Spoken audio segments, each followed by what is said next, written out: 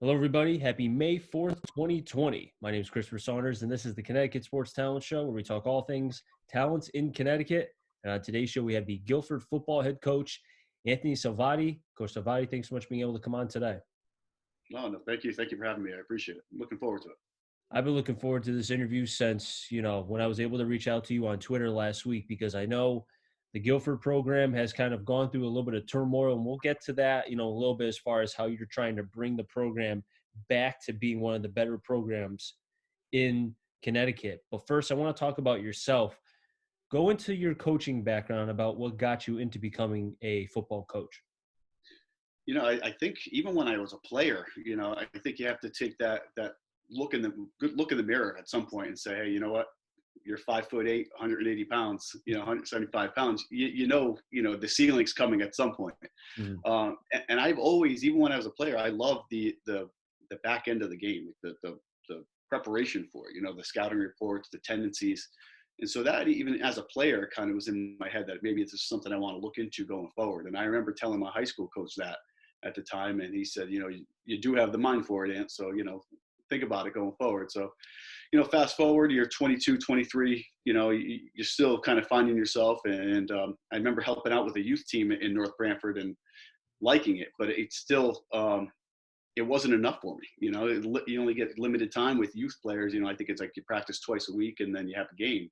Mhm. And I wanted more. So I reached out to the high school, my alma mater there in North Branford, and they had an opening. I was fortunate enough to grab, and I kind of started there and started at the ground level as a freshman coach, and had some success there, and was an assistant defensive coordinator for a couple of years there when we had some good teams, and we went to the playoffs. I think it was '05 and '06.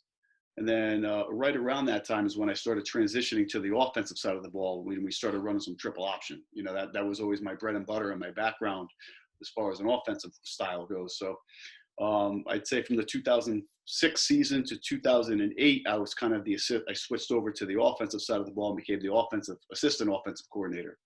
And then in 2008, I kind of took over the reins there, full steam ahead, and became the head guy there as the offensive play caller.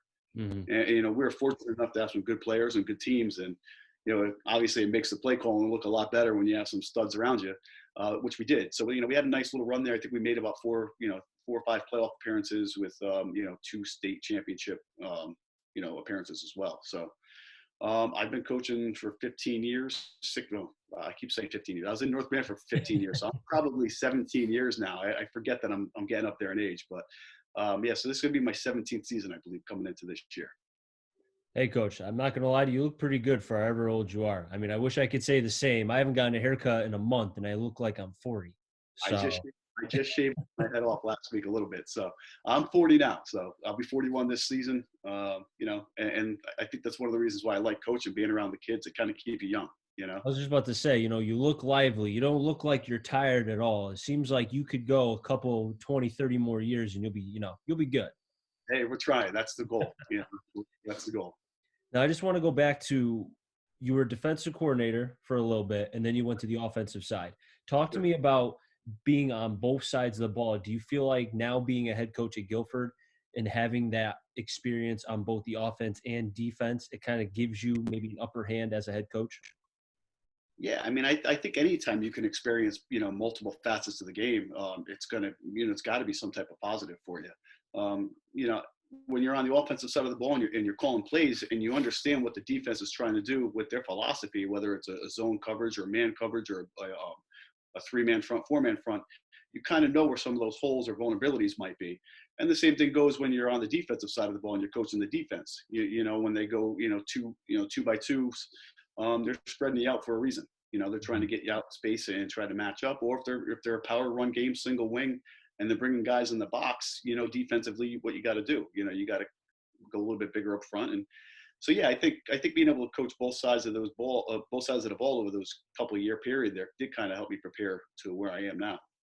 And when you said triple option, my ears started to perk because I know you don't know this. I love the triple option, Me as an too. offense, because as a broadcaster, there's nothing like calling the triple option as far as a team or both teams run it. Then I'm like a kid in a candy store. Yeah. I had an opportunity to talk with a couple weeks ago the coach at Granby, Eric Shortell, he runs Yep. the triple option as well. And Very he and I well. were going back and forth about it because he ran the triple option when he was playing in college, back in Okay. Marine Academy or something like that. Right. So, as somebody who runs the triple option, was it hard as far as being able to kind of get the kids to buy into that, or was it something where it took incremental steps? So I'm going to be honest with you. Going into Guilford, I toyed with the idea of running the triple option, Mm. but I actually, push came to shove, I actually didn't install it. We stayed with it. Really? Yeah, we stayed with a spread offense, Okay. college style, H-back tight end sets, Mhm. multiple looks.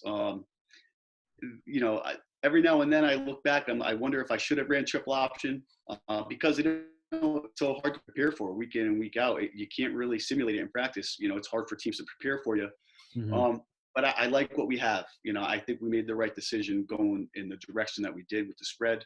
Mhm. Again, just because it gives you multiple looks. And, if you look at our offense, you'll see, especially this year, we'll be running some triple option out of the gun. Mhm. But it's not going to be our bread and butter. It's not, I can't sit there and say we're a true triple option team because we're not. But, there's always going to be a piece of my offense that's going to have some part of it in there. See, I like to hear that you didn't, because a lot of coaches will, as soon as they get somewhere, as soon as they get hired as a head coach, no matter the sport, whatever they had that was successful, they bring it with them and it's do or die. You're going to have this and that's it. But with you, it seemed like you tested it out, maybe felt like it wasn't something that would be successful, or maybe just didn't feel comfortable. So instead of having something that you didn't fully buy into, you wanted to make sure that you had the requisite talent, but also scheming that worked with the team that you had. Yeah, I read a book a couple of years back. It's called Adapt or Die. And it's a football book, and it's basically, the revolution of the spread game over the past 15 years. And if I sat there and tried to run triple option out of wishbone and triple option out of I formation, we don't have 60, 70 players. So if we lose a quarterback or a fullback in the triple option offense, Mhm. you're handcuffed, or if you go down by 2 scores, you're handcuffed. You can't really, it's not really a catch up offense. And, so that was part of my reasoning, not why we didn't go there. The other part is honestly and you touched on earlier, was the turnover that they had at Guilford with the coaching staffs. Um, my goal was to try and make it a little bit easier on those seniors, those returning players, as far as what they were used to offensive style wise and, what I wanted to do.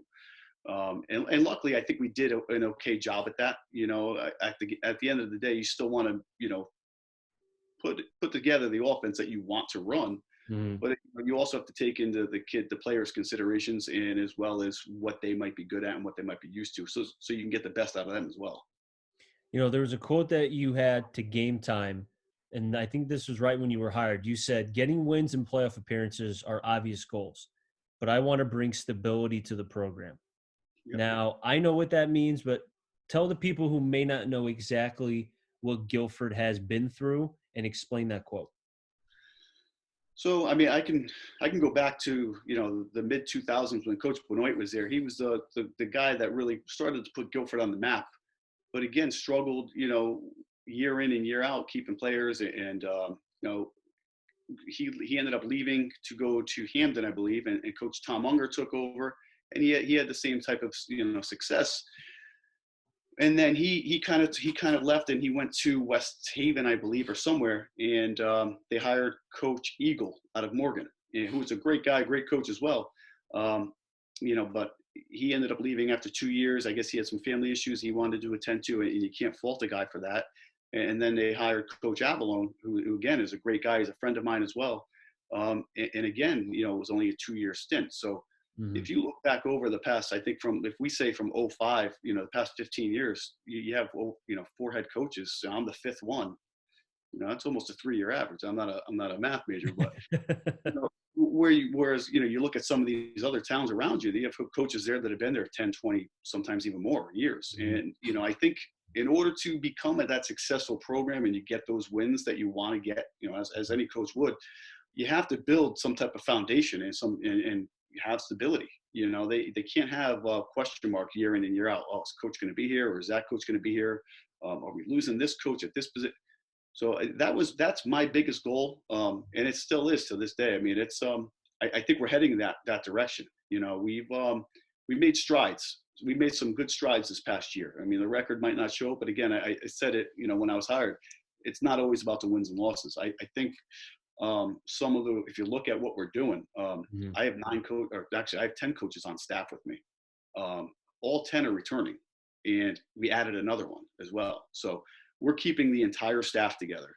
Mhm. Um, we're not losing kids to prep schools this year, whereas in years past they have.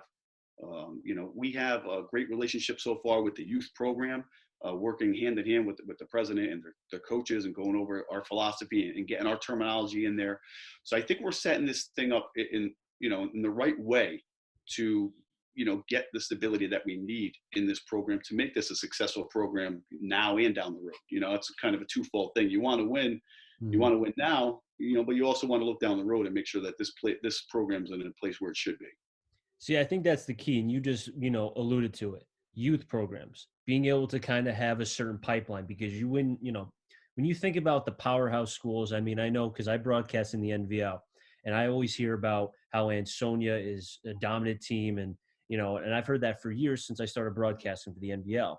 But little did I know, and I found this out maybe the second or third year of doing the NVL, is that whatever they, because they run the hammer, they run the double wing, so on, they run that when they're 8, 9, 10 years old in the youth league. So that way, once they get to the high school level, it's already in their head.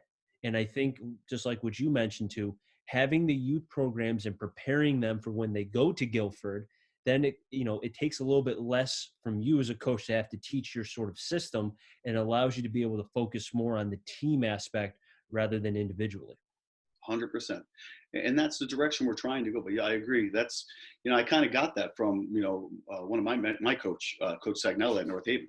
They run the single wing at the high school level all the way down to their flag program. So these kids are 5, 6, 7 years old, and they're running single wing and flag. So by the time he gets them as freshmen and sophomores, they know what, the 31 is and what the 13 is and all their play calls. And so that's what we're trying to duplicate and replicate here in Guilford. We've had multiple meetings, even now with this pandemic, we've had Zoom meetings with the youth program.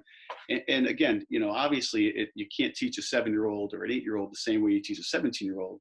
Mhm. So what we're asking to do really is, hey, here's some of the basics that we want to do. Here's our 4 core run plays. Here's our 4 core pass plays. Um, these are all the formations we have, all whatever 20 of them. You tell me what type of team you have. Do you have more of a spread team? Do you have more of a ground and pound team? And we can give you the formations to run both styles. The last thing I want to do is sit there and stand over a youth coach who's giving their time, Mhm. and tell them what to do and what not to do. I mean, that would be stupid on my part.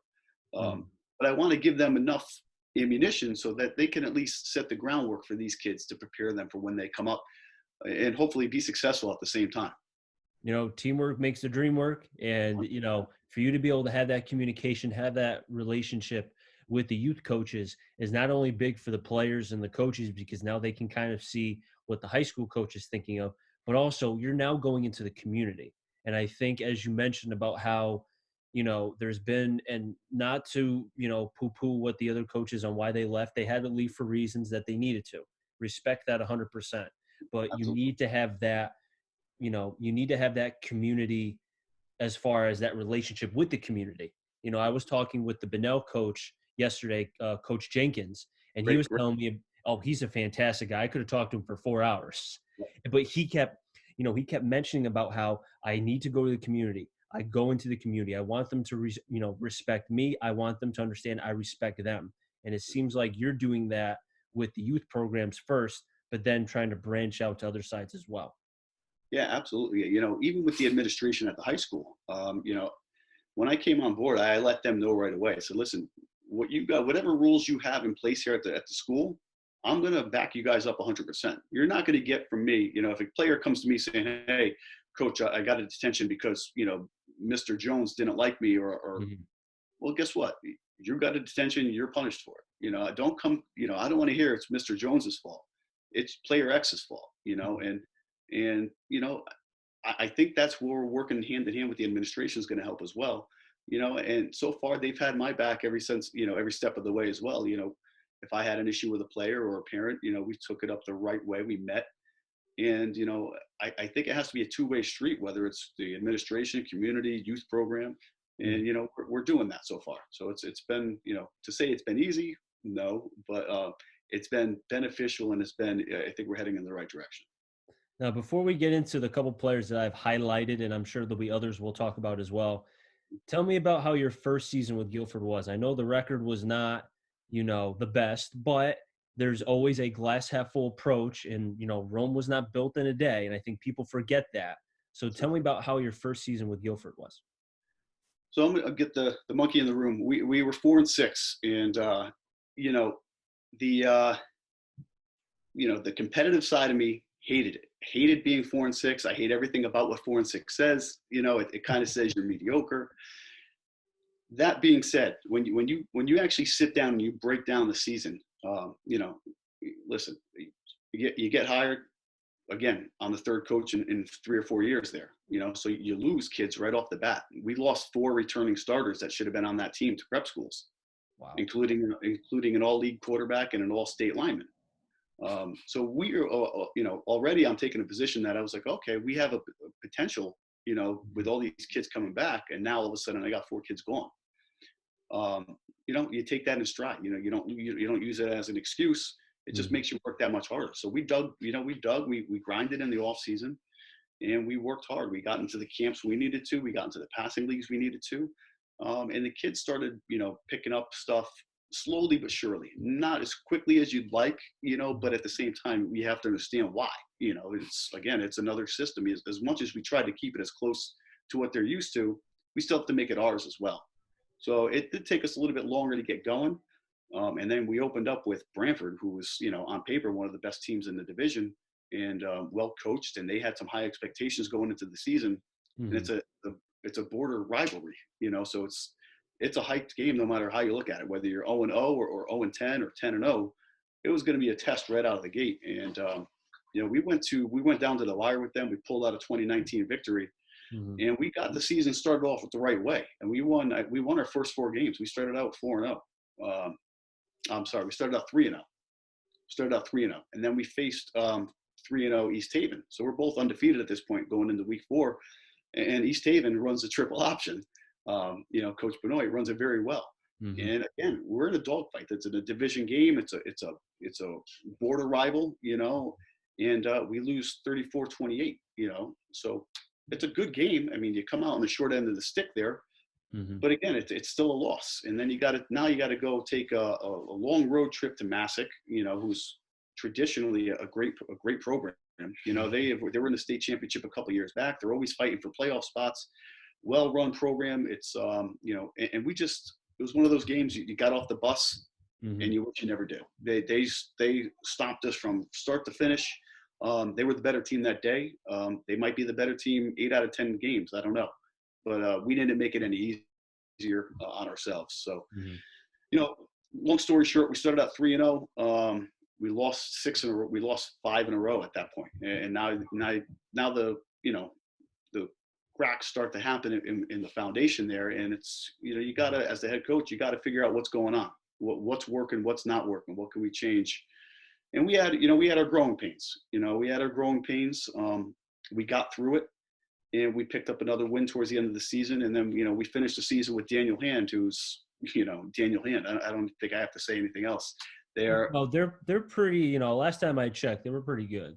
Yeah, they're legit. So, so looking back, long story short, to look back at the season, we go 4-6. But if you look at the 6 losses that we had, 4 of the 6 losses, we had either the fourth quarter lead or we lost within under 6 points.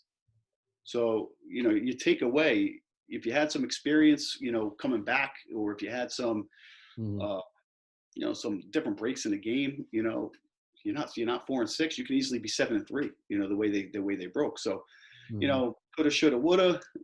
Everyone says that, but it really, if you look at the 4-6 mark, it really wasn't as bad as it kind of looks. Could you equate that to, as you mentioned, the experience, youth, maybe just not being there and not having been around a game like that or games because of them being so close, and that with the returning players that you have, the experience that maybe because the record was not as good in your first year, it could be flipped as far as next year is concerned?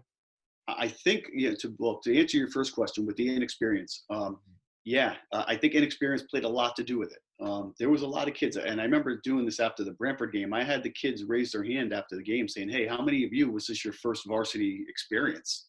Mm-hmm. And more than half the players, probably three-quarters of the players that played, raised their hand.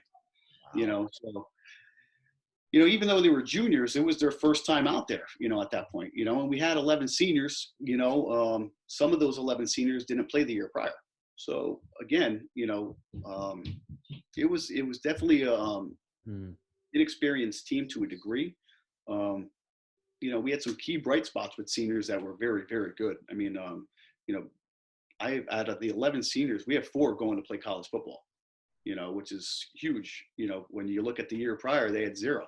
Um, so, from that aspect, that's a great mark. That's almost half, you Mm. know, playing college football, and that's big.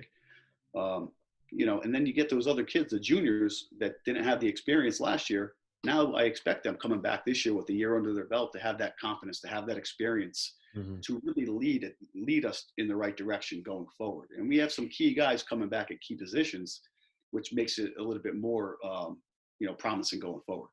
And I'm glad, that you mentioned that. Let's talk about some of the players that you have returning. You have your quarterback. Let's start off with him, Aiden McDermott, over 200 passing yards, 1,200, 8 touchdowns, 2 interceptions, also had 164 yards rushing and 2 touchdowns, all that according to Max Preps. Could be, I don't know if that's off by a little bit or not, but No, that's pretty accurate. Yeah, I yeah, tried to do my best to stay up on that. Yeah. I know sometimes Max Preps gets a little wonky every once in a while, Yep. but Yeah. watching McDermott, man, the one thing that I kind of take away from watching some of his film was he looked comfortable. And when there was pressure in the pocket, typically with a young quarterback, sometimes guys will rush or try to maybe do something that they shouldn't. He seems like he seemed very fluent to go to both sides, his left and right. Absolutely. He is definitely, listen, I always say this to my quarterbacks, whenever there's a mistake on the field, the first one that people blame is the coach. The second person people blame is the player, it's the quarterback. So, I just try to be upfront with them, and you have to be a special person to play that position, and he is. I mean, he's every bit of that.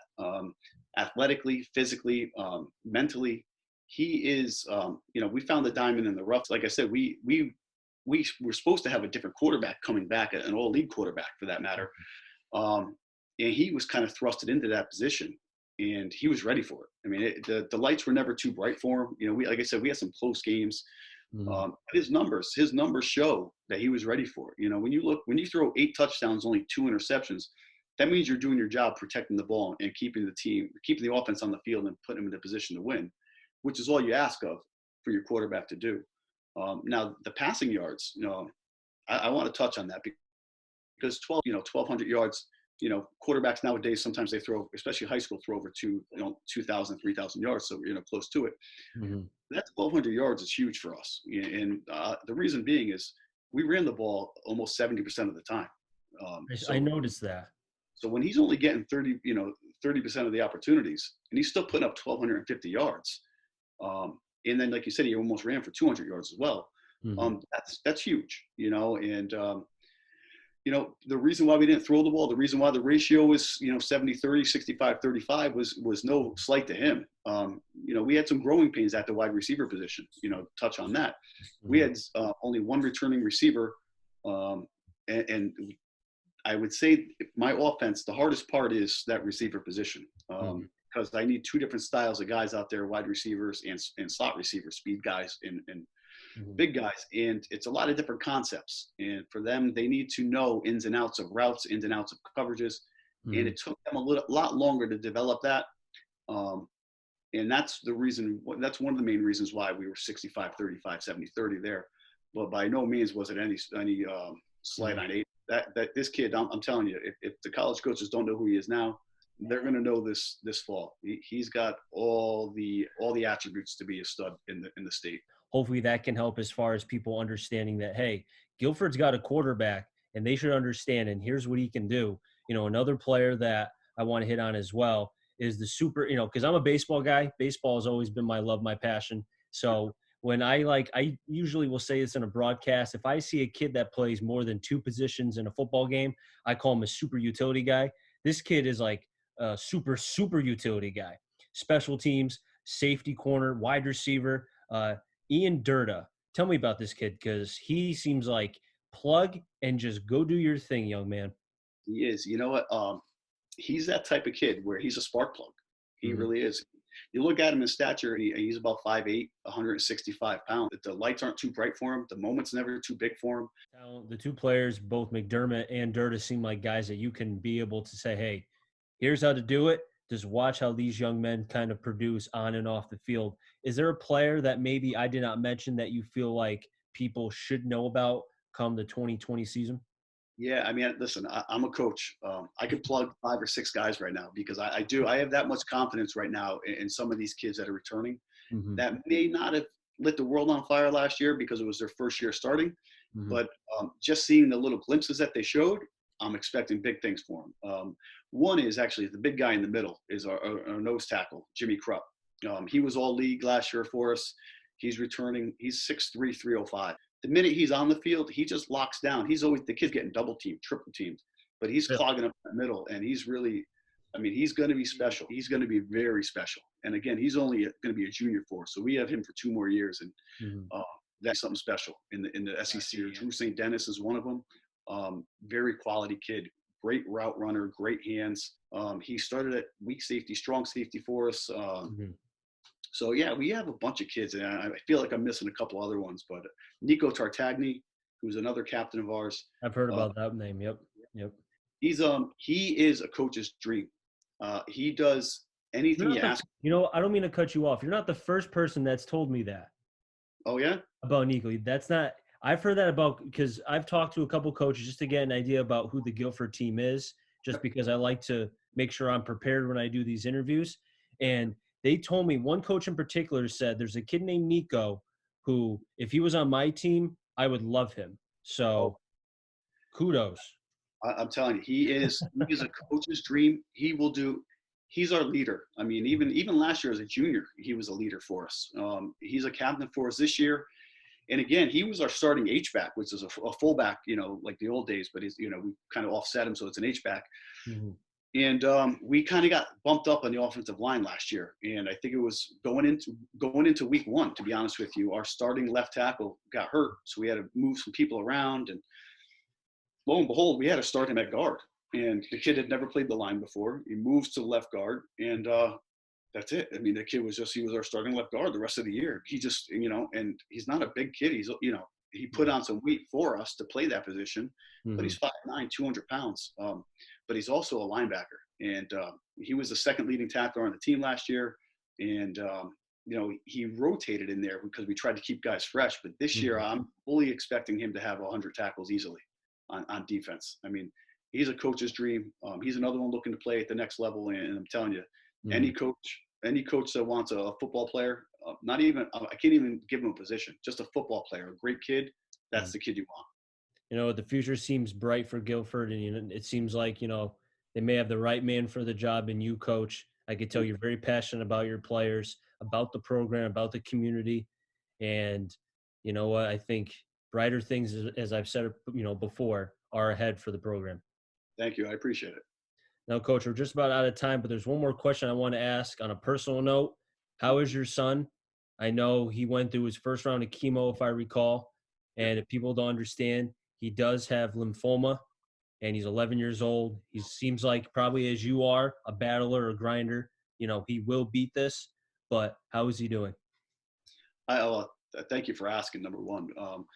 Yeah. Number two, he's doing great. He makes it easy on us. Because you sometimes you look at your little boy and you're like, man, he's got cancer. And then you see how he's handling it and he's dealing with it. He's playing with his friends online. He's running around with his brothers. And Hmm. you start to check yourself, like, what am I upset about? He's not upset. He's grinding. He's fighting. Hmm. I can't be upset. My wife can't be upset. Hmm. Um, he's an inspiration to me right now. He's given us more strength than I think we knew that we had as a family. Mhm. And he's getting ready for round two here. He's supposed to go in tomorrow for another PET scan and possibly start round two, depending on his blood count numbers. Mhm. Uh, but yeah, he's fighting, and it's all we can do. Take it day by day, and hopefully, come August, September, when he's done with all this stuff, and he can turn around and say, "Hey, I beat it. Let's move on. Let's help someone else." And that's our goal, is to help the next person. Well, coach, I'm sending prayers to your son and your family. Like I said, I know he'll beat this, but still never can pray enough. So I hope he continues to fight. Thank you so much, Chris. I appreciate it. No problem. Coach, thank you so much for being able to come on. This was a lot of fun. Hopefully you'll want to come back on either before, during, after the season. The door is always open. I appreciate it. Whenever you want, just give me a call. I appreciate it. Thank you again. Can't wait. No problem, man. Anytime. That'll wrap things up on the Connecticut Sports Talent Show. So until next time, stay safe and enjoy the rest of your day, everybody.